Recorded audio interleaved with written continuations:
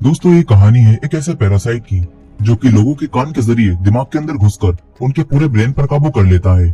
अब वो पैरासाइट इंसानों को काबू करके उनसे क्या क्या करवाएगा, चलिए देखते हैं इस पूरी कहानी में। तो कहानी की शुरुआत में हम कई सारे पैरासाइट और अजीबोगरीब क्रिएचर्स को देखते हैं जो कि गंदे समुद्र से बाहर आकर अब शहर की तरफ बढ़ने लगते हैं। इसके बाद हम एक हस्बैंड और वाइफ को देखते हैं जो कि आराम से सो रहे थे, लेकिन तभी एक पैरासाइट यहाँ आकर उस आदमी के कान के अंदर घुस जाता है। थोड़ी देर के लिए वो आदमी काफी तड़पता है, लेकिन फिर वो शांत हो जाता है।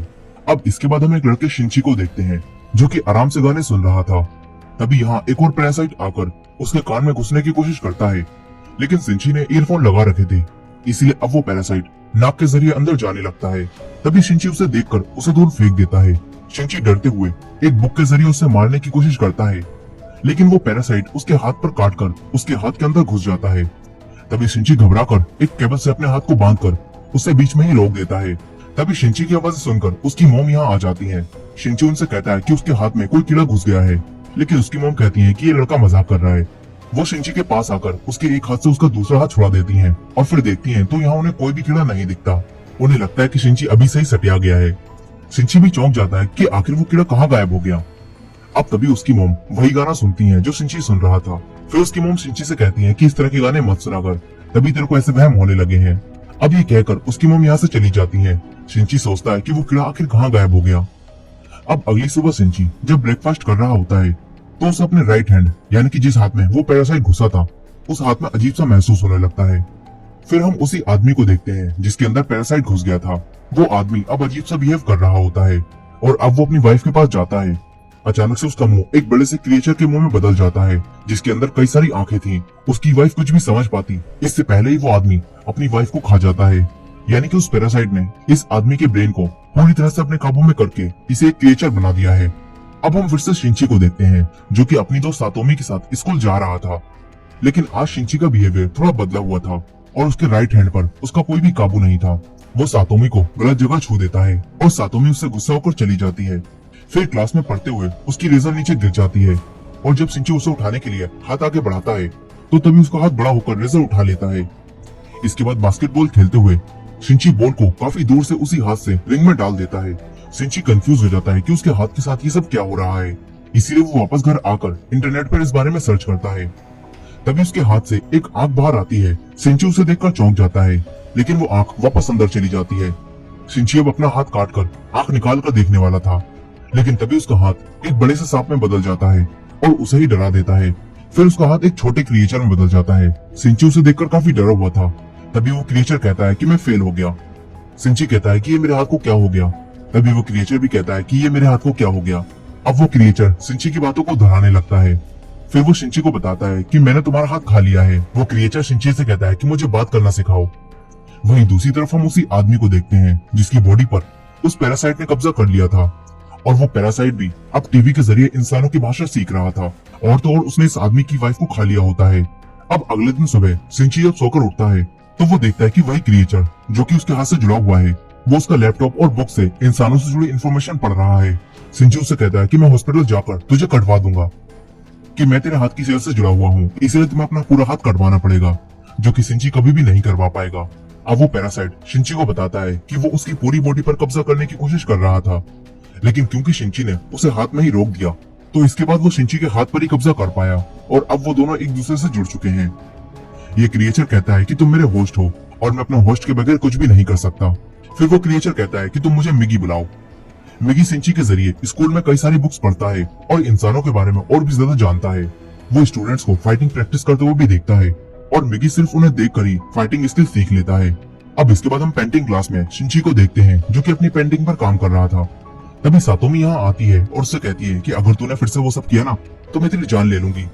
इसके बाद सातोमी शिंची की पेंटिंग देखती है और फिर यहाँ से चली जाती है।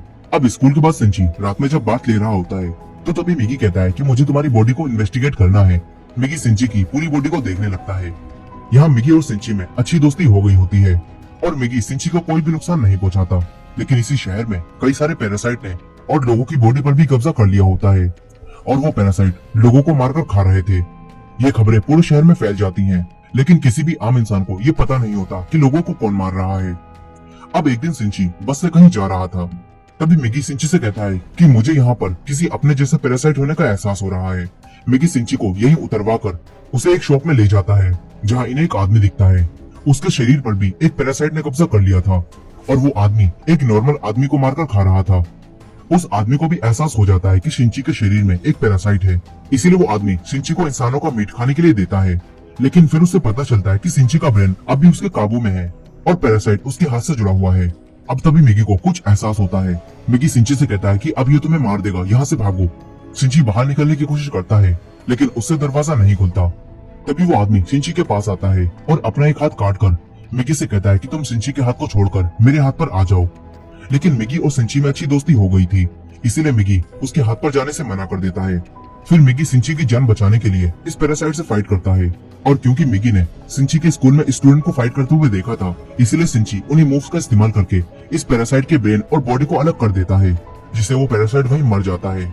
अब तभी यहाँ कोई आने लगता है। शिंची पीछे के दरवाजे से जहाँ से वो आया था वहीं से भाग जाता है। शिंची अपनी मॉम को इस बारे में कुछ भी नहीं बता पाता। यही अब इस शहर में काफी लोग गायब हो रहे थे और उनकी लाशें मिल रही थी। शिंची के अलावा कोई भी नहीं जानता था कि उन्हें पैरासाइट मारकर खा रहे हैं।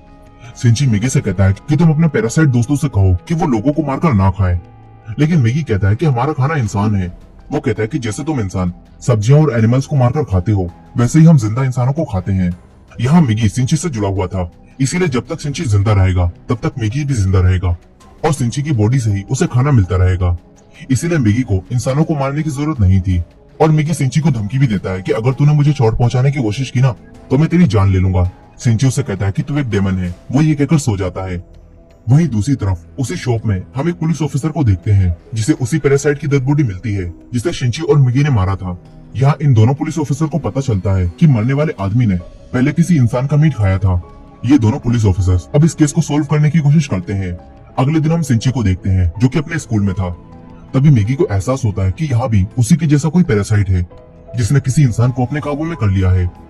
तभी इनके प्रिंसिपल इनकी नई टीचर तामिया रियोको को इनसे इंट्रोड्यूस कराते हैं। मिगी और शिंची समझ जाते हैं कि तामिया ही वो पैरासाइट है। यही तामिया भी अपने पैरासाइट सेंस की मदद से ये समझ जाती है कि शिंची भी एक पैरासाइट से जुड़ा हुआ है। फिर इसके बाद शिंची तामिया के पास जाता है। तामिया उससे कहती है कि मुझसे डरो मत, ये तामिया पैरासाइट बाकी पैरासाइट से बिल्कुल अलग होती है और इस पैरासाइट को एक्सपेरिमेंट करने का काफी शौक होता है। यहाँ तक कि इसने एक दूसरे पैरासाइट के साथ मिलकर अपनी इस बॉडी को प्रेग्नेंट भी कर लिया होता है ताकि वो ये देख सके कि इस तरह जन्म लेने वाला बच्चा आखिर क्या बनेगा। यहाँ शिंची उससे कहता है कि तुम यहाँ स्कूल में क्या करने आई हो। इस पर वो कहती है कि मैं बस नॉर्मल लोगों की तरह जीना चाहती हूँ। वो शिंची से कहती है कि मैं तुमसे और बात करती लेकिन तुम्हारी गर्लफ्रेंड हमें देख रही है और कहीं उसे ऐसा न लगे कि तुम नई टीचर को देखकर उसे भूलकर नए टीचर पर फिदा हो गए हो।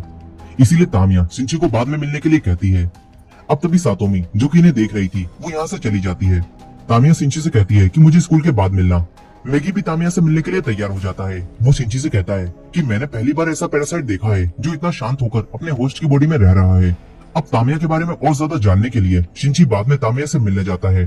तामिया ने यहाँ पर दो और पैरासाइट को भी बुलाया होता है जिनमें से एक हाई स्कूल स्टूडेंट शिमाडा होता है और दूसरा एक ऑफिसर मिस्टर ए होता है। ये दोनों तामिया के साथ मिले होते हैं।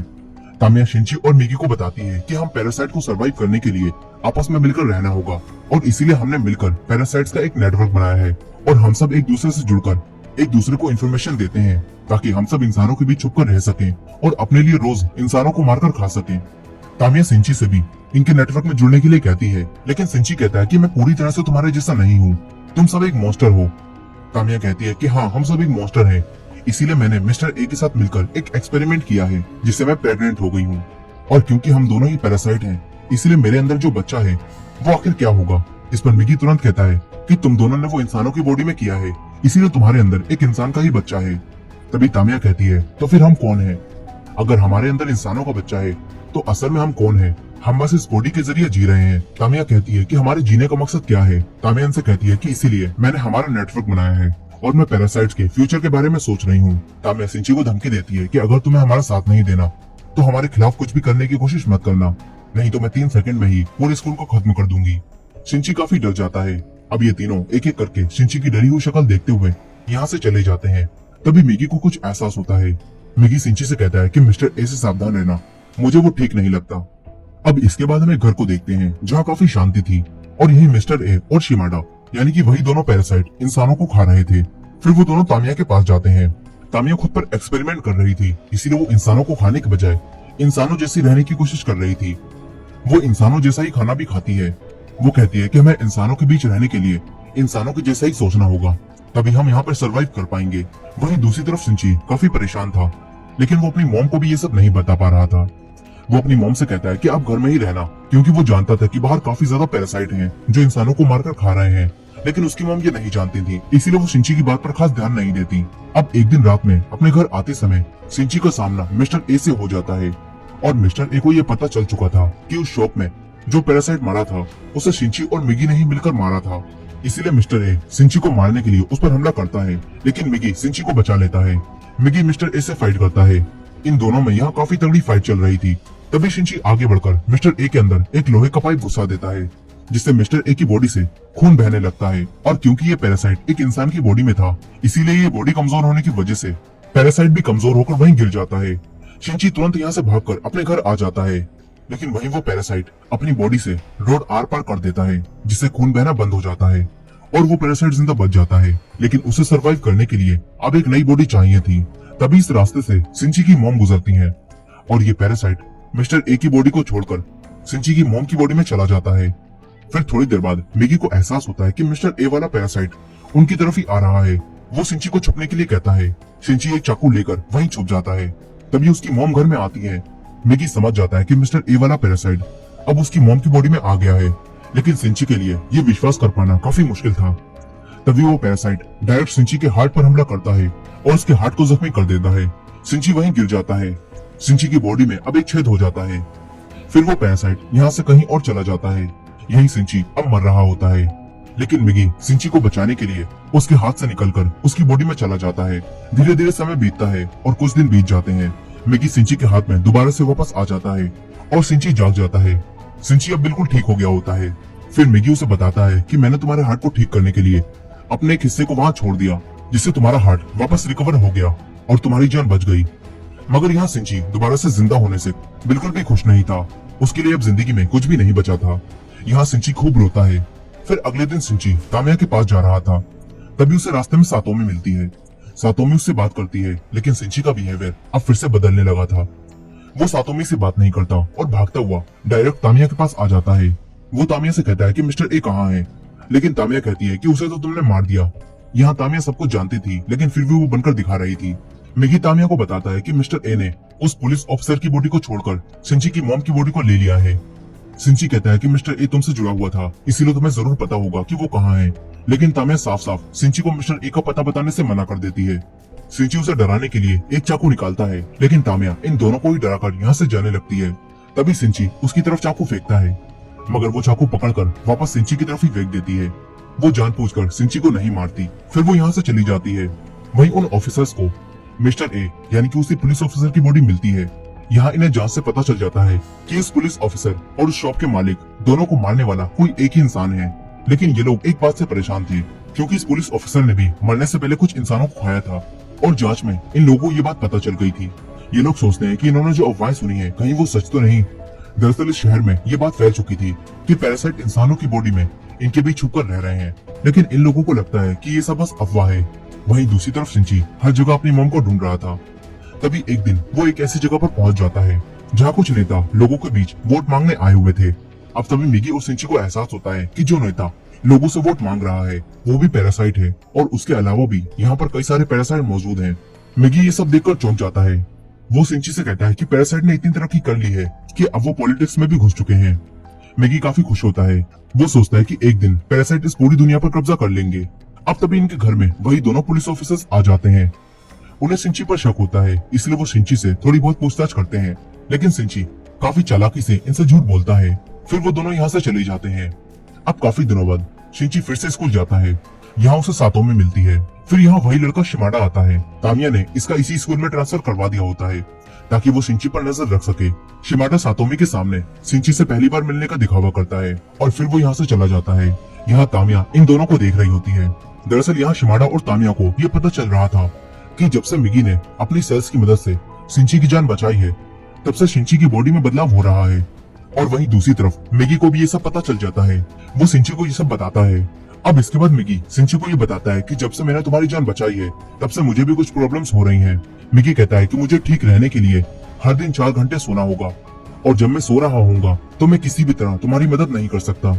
अब ये कहने के बाद मिगी तुरंत सो जाता है। सिंची उसे जगाने की कोशिश करता है लेकिन अब मिगी नहीं जागता। वहीं दूसरी तरफ वो दोनों ऑफिसर्स ये पता लगा रहे थे कि पैरासाइट्स को कैसे पहचाने। उन्हें ये पता चलता है कि अगर किसी इंसान की बॉडी में पैरासाइट रह रहा है तो उस इंसान का बाल तोड़ने पर वो बाल कर्ली हो जाएगा। अब ये जानकर सीनियर पुलिस ऑफिसर अपने जूनियर पुलिस ऑफिसर का बाल तोड़ता है लेकिन वो कर्ली नहीं होता, जिससे वो समझ जाता है कि ये कोई पैरासाइट नहीं है। अब वहीं तामिया भी अपने नेटवर्क की मदद से ये जान जाती है कि इंसानों को हमें पहचानने का एक तरीका पता चल चुका है। यहाँ हम देखते हैं कि वही पॉलिटिशियन भी तामिया के साथ मिला हुआ है। अब इसके बाद हम फिर से शिंची को देखते हैं जो सातोमी से मिलता है। सातोमी उसके लिए आज डिनर बनाने के लिए कहती है क्योंकि शिंची अब अकेला था। शिंची मान जाता है। फिर वो दोनों डिनर के लिए शॉपिंग करने चले जाते हैं। तभी रास्ते में इन्हें एक पपी मिलता है जो कि बीच रोड पर पड़ा था। शिंची उसे उठाकर लाता है लेकिन वो मर चुका था, इसलिए शिंची उसे डस्टबिन में डाल देता है। सातोमी ये देखकर उससे कहती है कि तुम ये क्या कर रहे हो। शिंची कहता है कि अब ये सिर्फ हड्डियां और शरीर है, इसके अलावा इसमें कुछ भी नहीं बचा। दरअसल अब शिंची के अंदर बदलाव हो रहा था और वो भी पैरासाइट की तरह सोचने लगा था। और शिंची की ये सोच देखकर सातोमी उसे छोड़कर चली जाती है लेकिन शिंची को इससे कोई भी फर्क नहीं पड़ता। वहीं स्कूल का प्रिंसिपल जब तामिया को प्रेग्नेंट देखता है तो चौंक जाता है क्योंकि तामिया अभी अनमैरिड थी और अब प्रिंसिपल उसे कैरेक्टरलेस समझकर उसे जॉब से निकालने वाला था। वो लोग तामिया के मॉम डैड को भी ये सब बता देते हैं। फिर तामिया अपने मॉम डैड के पास जाती है लेकिन ये तामिया तो वैसे भी पैरासाइट थी, इसलिए वो इन दोनों को मार देती है। इसके बाद वो शिमाडा को कॉल करके कहती है कि तुम्हारे खाने का इंतजाम हो गया है, यहाँ आकर दोनों बॉडीज ले जाओ। अब अगले दिन तामिया स्कूल से जाने के लिए स्कूल से अपना सामान पैक करने लगती है। शिंची उसके पास आता है और उससे बातें करने लगता है। वहीं सातोमी अपनी पेंटिंग क्लास में जाती है जहाँ कई सारी लड़कियां मिलकर शिमाडा की पेंटिंग बना रही थी। तभी एक लड़की मजाक मजाक में उसका एक बाल तोड़ देती है और वो बाल कर्ली हो जाता है। इसे देखकर सारी लड़कियां समझ जाती हैं कि शिमाडा एक पैरासाइट है। शिमाडा भी जान जाता है कि उसका राज खुल चुका है, इसीलिए वो इन लड़कियों पर हमला करता है। उसका मॉन्स्टर जैसा मुंह देखकर सारी लड़कियां डरकर चीखती हैं। उनकी चीखों की आवाज सुनकर शिंची उन्हें बचाने आने लगता है। तामिया भी समझ जाती है कि शिमाडा अपने मॉन्स्टर के रूप में सबके सामने आ गया है, इसलिए अब तामिया यहाँ कुछ केमिकल लोचा करने लगती है। वहीं सातोमी थोड़ी हिम्मत दिखाकर शिमाडा के सेंटर में एक केमिकल फेंकती है जिससे वो जलने लगता है, मगर इससे वो बेकाबू हो जाता है और इधर उधर हमला करने लगता है। सारी लड़कियां बचकर निकलने की कोशिश करती हैं। तभी सातोमी की एक दोस्त यहाँ मारी जाती है। शिंची जब तक यहाँ पहुँचता है तो कई सारी लड़कियां मर चुकी थी। शिंची काफी घबरा जाता है। मिगी उसे शांत कराता है और इन हालातों में हिम्मत दिखाने के लिए कहता है। शिंची दोबारा उठकर सातोमी को बचाने जाता है। सातोमी शिमाडा से बचकर भाग रही थी। शिमाडा बिल्कुल एक जापानीज डेमोगोर्गन लग रहा था। शिंची आकर इस जापानीज डेमोगोर्गन को एक धक्का देता है और उससे फाइट करने लगता है। तभी यहाँ तामिया भी आ जाती है और वो शिमाडा को शांत होने के लिए कहती है। शिमाडा शांत हो जाता है लेकिन फिर तामिया यहाँ एक बॉम्ब फेंक कर चली जाती है। शिंची उसे देखकर सातोमी को लेकर नीचे कूद जाता है और फिर यहाँ एक धमाका होता है। इन्हें लगता है कि शिमाडा टपक लिया लेकिन वो जिंदा था। अब यहाँ पुलिस और एम्बुलेंस भी आ जाती है। सातोमी जख्मी हो गई थी, इसलिए उसे हॉस्पिटल ले जाया जाता है। वहीं पुलिस ऑफिसर्स ऊपर आ जाते हैं। तभी शिमाडा आकर इन पर हमला करता है और इन्हें मार देता है। शिमाडा स्कूल की छत पर जाने लगता है। मिगी शिंची को ये बताता है और शिंची एक दूसरी बिल्डिंग पर जाकर एक लोहे की रोड लेकर मिगी को एक धनुष बनाता है और फिर इस लोहे की रोड को एक तीर की तरह शिमाडा के अंदर घुसा देता है। इससे शिमाडा वहीं मर जाता है। इसके बाद शिंची यहाँ से जाने लगता है। तभी यहाँ तामिया भी आ जाती है और वो उसे कहती है कि मैं अब थोड़े समय के लिए गायब हो जाऊंगी। तामिया शिंची को मिस्टर ए यानी कि उसकी मॉम का एड्रेस देती है। शिंची उस एड्रेस को ले लेता है। अब कुछ समय बाद यहाँ वही दोनों ऑफिसर आते हैं और जब वो दोनों ये पता लगा रहे होते हैं कि शिमाडा कैसे मरा तो उन्हें पता चल जाता है कि उस पर किसी ने दूसरी बिल्डिंग से हमला किया था, लेकिन इन्हें शिंची के बारे में भी कुछ भी पता नहीं होता। वहीं शिंची तामिया के दिए हुए एड्रेस पर पहुंच जाता है। यहाँ उसे उसकी मॉम मिलती है। शिंची उनका पीछा करते हुए एक ब्रिज के नीचे आ जाता है। तभी यहाँ मिगी को नींद आने लगती है। वो शिंची को ये बताता है और इस वक्त मिगी शिंची को बचाने के लिए एक हथियार बन जाता है। इसके बाद मिगी सो जाता है। अब तभी शिंची उसी हथियार की मदद से मिस्टर ए यानी कि अपनी ही मॉम से फाइट करता है। यहाँ शिंची अब काफी अच्छी फाइटिंग कर रहा होता है। वो मिस्टर ए को मारने वाला था। तभी उसे उसकी मॉम की आवाज आती है और उसकी मॉम की थोड़ी बहुत कॉन्शियसनेस अब भी जिंदा होती है। अब तभी मिस्टर ए शिंची पर हमला करता है, लेकिन उसकी मॉम की कॉन्शियसनेस की मदद से उसकी मॉम अपने हाथ से शिंची को बचा लेती है। मगर फिर शिंची को ना चाहते हुए भी मिस्टर ए को खत्म करने के लिए अपनी ही मॉम को जान से मारना पड़ता है। अब थोड़ी देर बाद मिगी जब जाग जाता है तो शिंची मिगी को ये सब बताता है। अब इसके बाद हम उसी पैरासाइट पॉलिटिशियन को देखते हैं और उसकी पार्टी ने अब इलेक्शन जीत लिया होता है। इससे वो पैरासाइट अब एक ऊंची पोस्ट पर बैठ जाता है। लेकिन इसी दौरान उन्हीं दोनों पुलिस ऑफिसर्स को हेडक्वार्टर बुलाया जाता है और एक दूसरी टीम का चीफ इनसे पैरासाइट के बारे में सारी इन्फॉर्मेशन ले लेता है, क्योंकि अब इंसानों को ये पता चल चुका है कि पैरासाइट्स इनके बीच छुपकर रह रहे हैं और इसीलिए इंसानों को बचाने के लिए ये लोग एक ऑपरेशन चलाने वाले हैं जिसका नाम है ह्यूमन लाइफ प्रोटेक्शन। अब इसके बाद हम उसी पॉलिटिशियन को देखते हैं जो कि तामिया के पास जाता है और इन दोनों के साथ अब एक काफी खतरनाक पैरासाइट भी होता है जिसका नाम गोटू होता है। और अब वो तामिया को बताता है कि वो सारी मैनकाइंड को खत्म कर देगा। लेकिन अब तामिया को अपने आने वाले बच्चे की चिंता होने लगती है। वहीं दूसरी तरफ सिंची हॉस्पिटल में सातोमी से मिलने जाता है और डिसाइड करता है कि वो सारे पैरासाइट को ढूंढकर उन्हें जान से मार देगा। इसी दौरान हम देखते हैं कि कोई सिंची पर नजर रख रहा है। वो सिंची और मैगी की एक साथ फोटो लेता है और इसी एंडिंग के साथ ये कहानी यहीं खत्म हो जाती है। दोस्तों ये कहानी अभी अधूरी है, लेकिन अगर आपको इसका सेकंड पार्ट भी देखना है तो इस वीडियो को लाइक करके कमेंट में नेक्स्ट पार्ट जरूर लिखिएगा।